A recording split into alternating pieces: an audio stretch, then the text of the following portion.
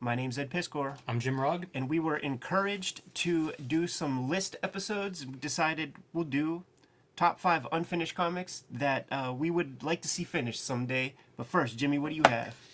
I'm showing some of my books that are currently in print and available wherever you buy comics. Street Angel Deadliest Girl Alive is a collection of my Image Street Angel comics in glorious full color, along with some stories that weren't published. So it's Were they finished, though? They are finished. So it's complete in a half.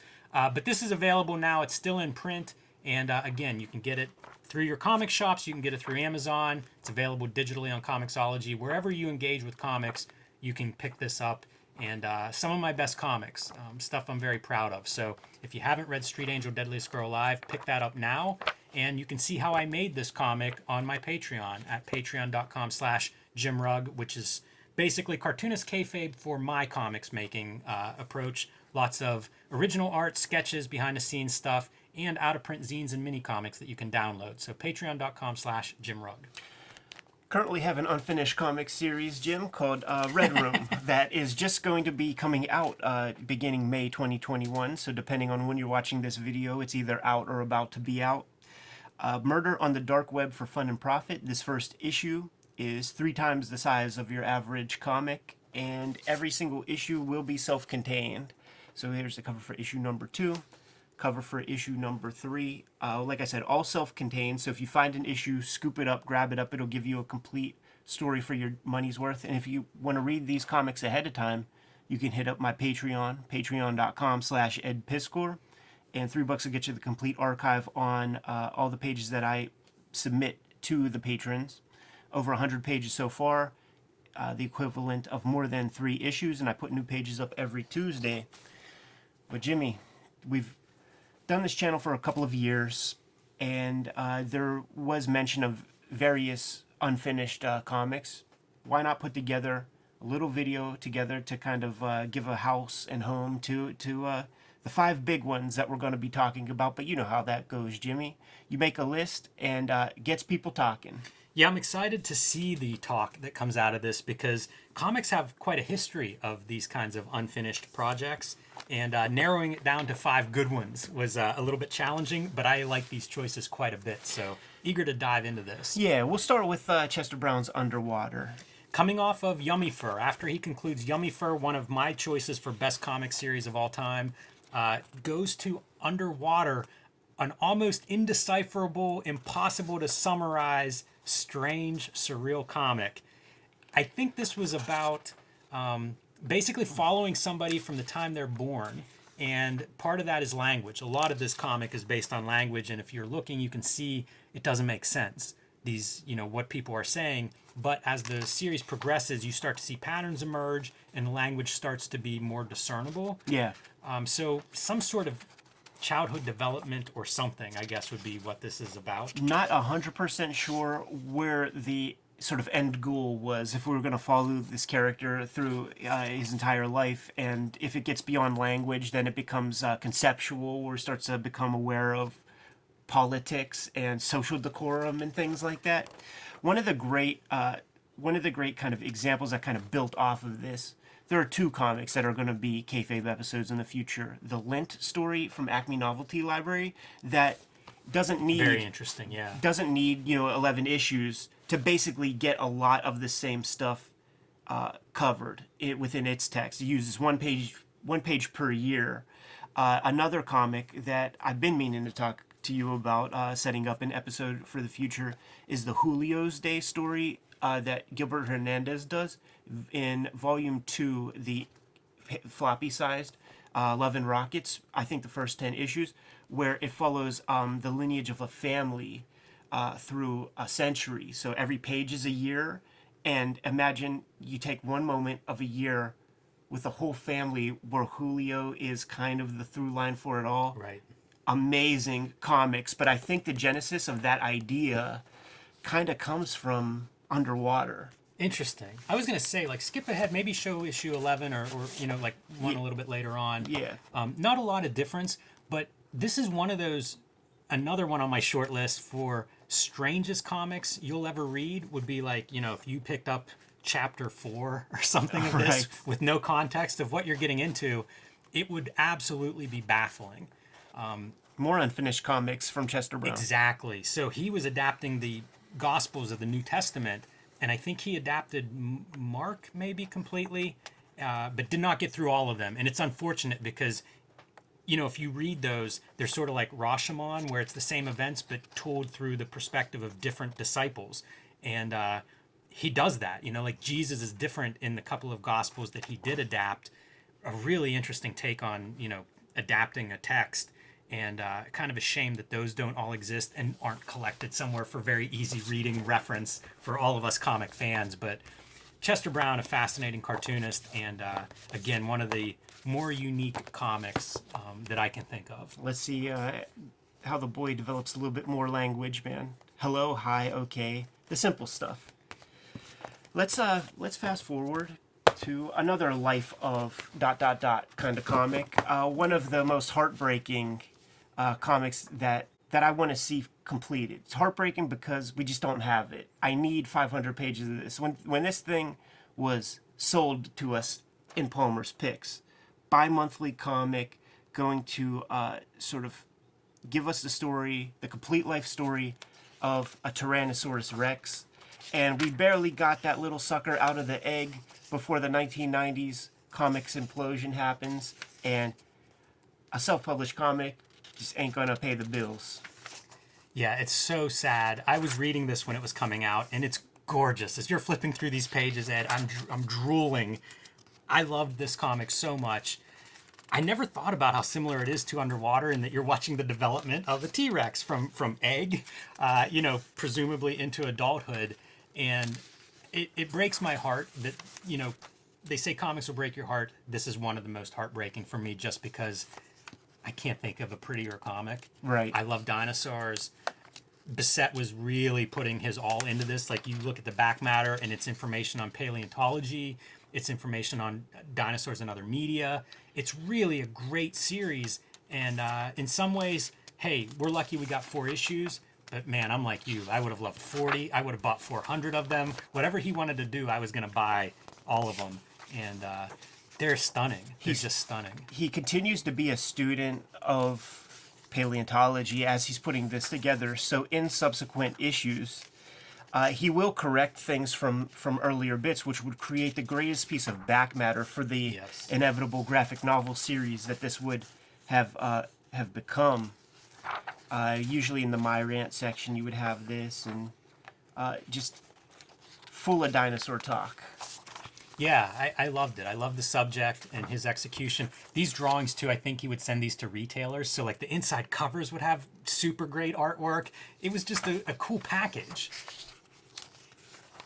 And on glorious newsprint, which really adds that nice off-white kind of color to go with the black. The black's a little soft on the newsprint. It's just a very perfect Imagine altogether. all of the work that has to go into figuring out the gestation period of a dinosaur, what they look like at the various stages of development. What grows first?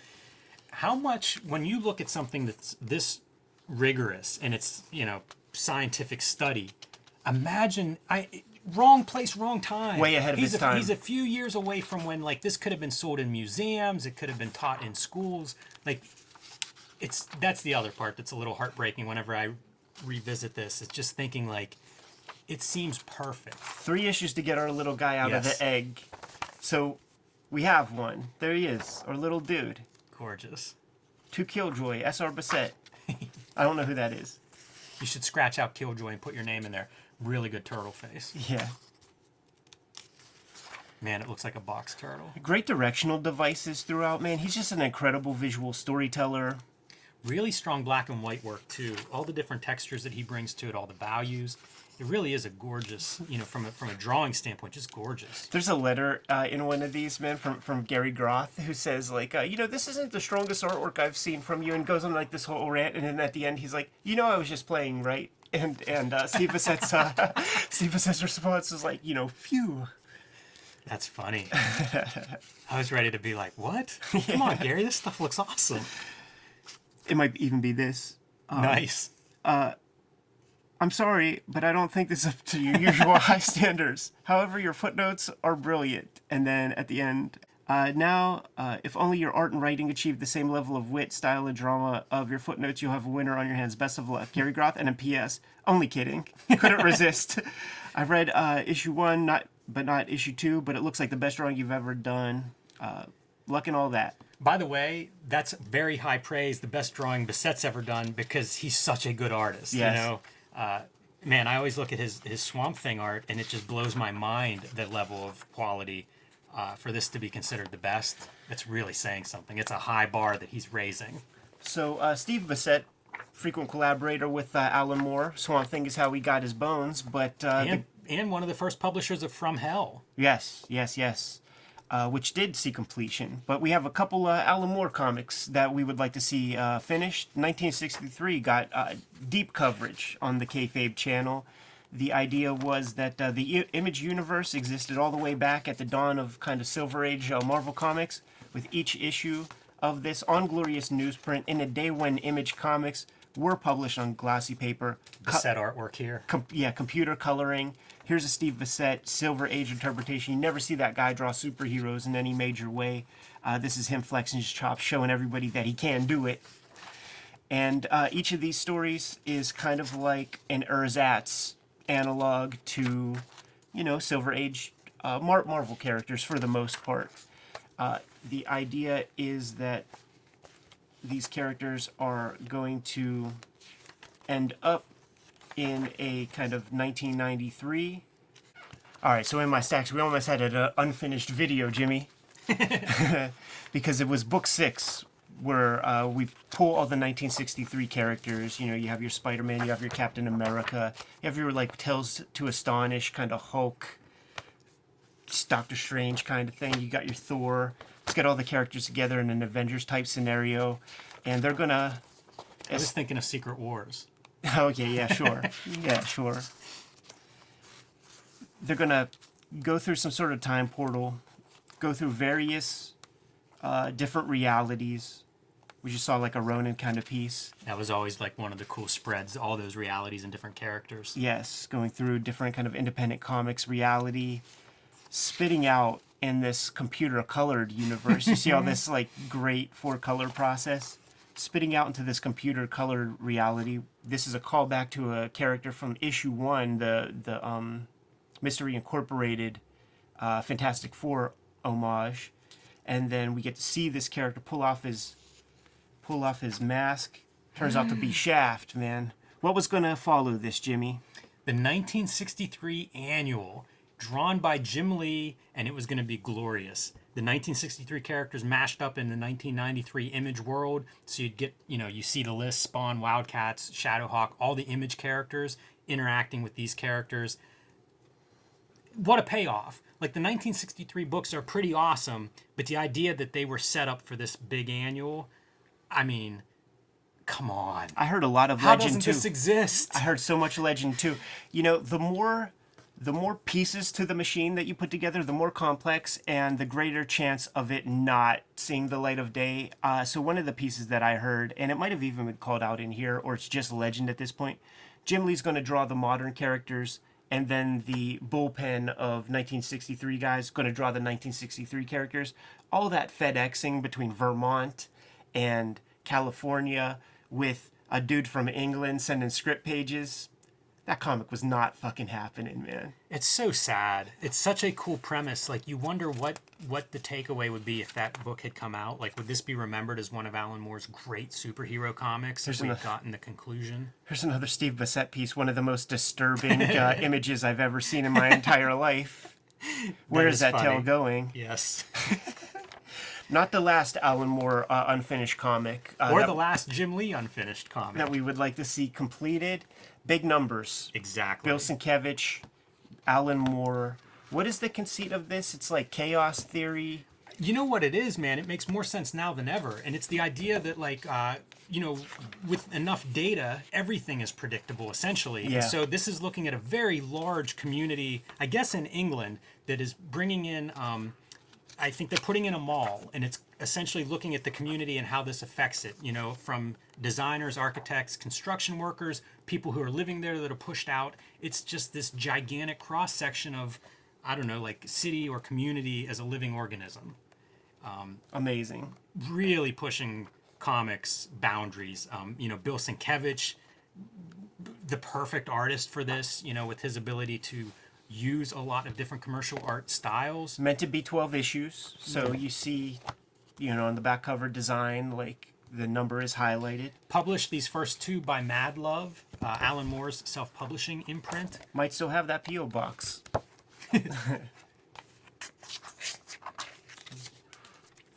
That's my receipt, I think, from buying this thing that I paid $1 for, I believe. Incredible. I found it tucked in the side of a comics box because it's square shape. It doesn't fit in a regular comic or magazine box. So maybe a dozen characters introduced At least. in the comic. that. Look at that, man.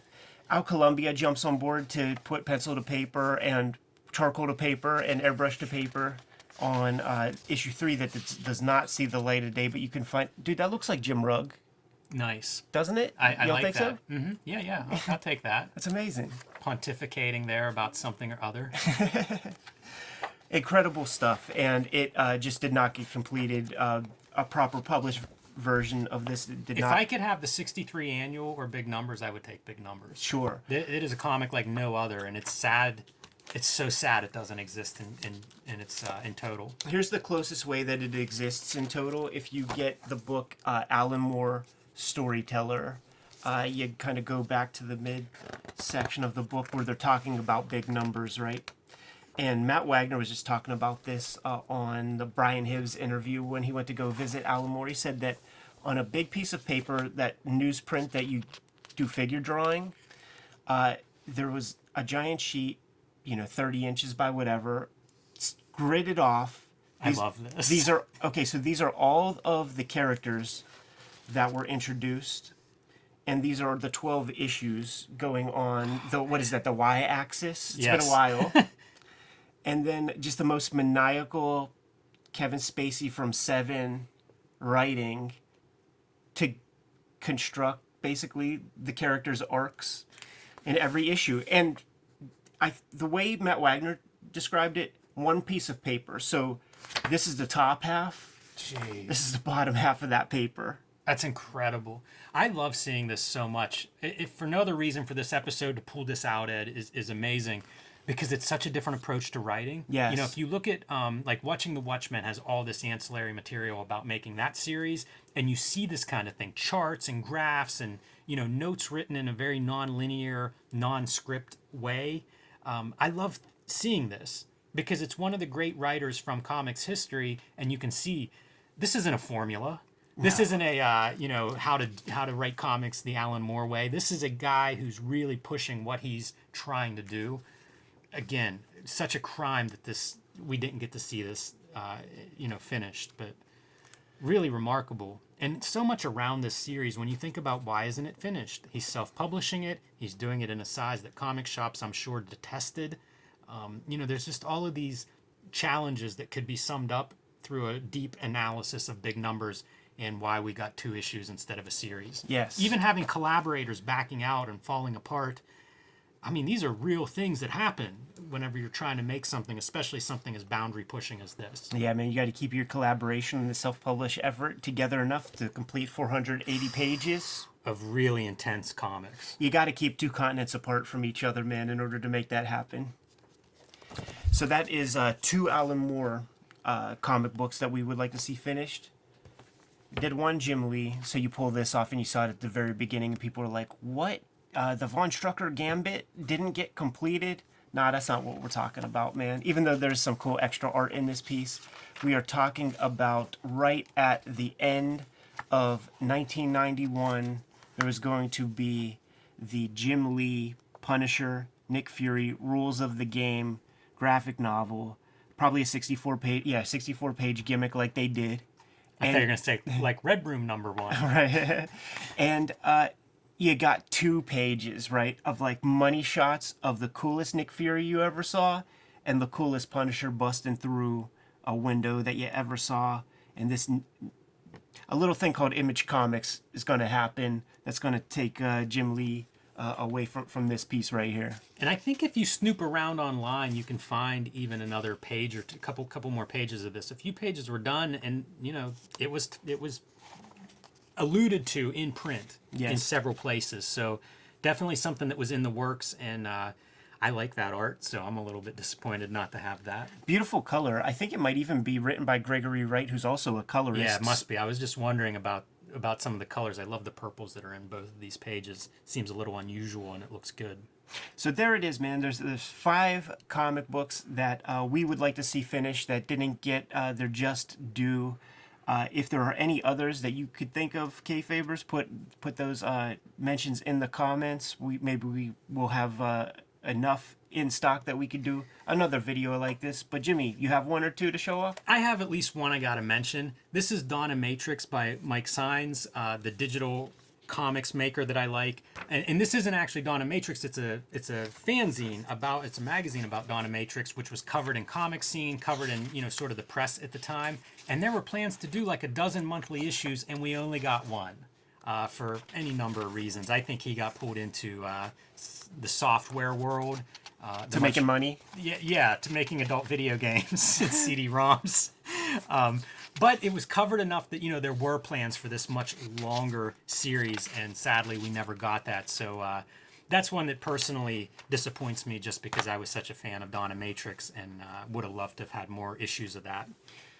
But there are lots of unfinished comics in comics history. How many more Jim Lee ones? Jim Lee and Grant Morrison launched Wildcats and did 1 issue of a proposed 12-issue series. That's a pretty big one. And we looked at All-Star Batman and Robin, Jim Lee and Frank Miller's comic. That series remains unfinished to this day. So didn't have much favorable to say about that series, but maybe they would have tied it all together by issue 12. They might have. Maybe Batman would have woke up at the end of issue 12 and all would have been forgiven. Make you have a face turn. But there's tons of this kind of stuff because making comics is hard. So I'm curious to see what the Kayfabers come up with in the comments. I think this is a rich topic, and who knows, if we get another 5 really good choices, maybe we'll revisit this topic in the future. It turns out we like talking about comics here. Kayfabers, like, follow, subscribe to the YouTube channel. Hit the bell. We'll notify you when new vids are available. Jimmy, what's out there? Join me on patreon.com/JimRug, where you can see some of my unfinished, in-progress comics work right now, along with out-of-print zines and mini-comics, lots of original art, and basically how I make comics. Patreon.com/JimRug. Red Room, issue 1, going to be on the stands May 2021. Hit my link tree in the description below. You could pre-order the comics. You could order them depending on when you're checking this video out and hitting that link. It's going to be coming out on a monthly basis for a proposed 12 issues. Baker's dozen if you count the free Comic Book Day comic. That's me knocking on wood. Patreon.com/EdPiscor is where you could read those exact comics ahead of time. $3 gets the archive. There are 100+ pages up there as we speak, which is more than the yield of 3 comics, and new strips go out every Tuesday. What else, Jim? Join our e-newsletter at the links below this video to keep up with everything Cartoonist Kayfabe that we have coming up and coming out in a very, very full 2021.